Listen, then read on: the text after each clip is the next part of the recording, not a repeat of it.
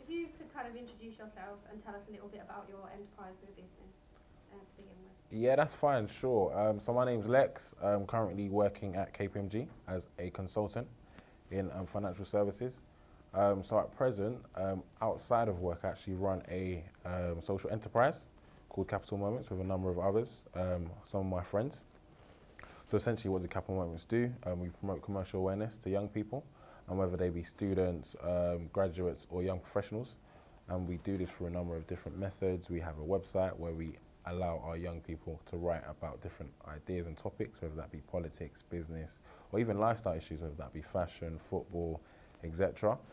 We also host events. So we put on kind of commercial awareness workshops for young people, again, to understand what you need to know to get into the workplace, what's important out there. And then on top of those events, we actually kind of do events around personal finance. So recently, we've actually done an event in association with Barclays. So we did how to kind of get on a property ladder event in Barclays last year, June 2016, kind of advising young people how to kind of get a mortgage, how to save for a mortgage, and even those who want to kind of invest in the property market, how to go about that. And then recently, even more recently, just in April of this year, and we actually did an event again in association with TfL, kind of giving advice about financial management, instructing again young people how to manage their finances in the long run as well, how they can possibly invest. And on top of that, as I said, we've got a website, we do events, also quite prominent on social media. So we're quite prominent on LinkedIn, YouTube, Facebook, Instagram, but most dominantly of all Twitter.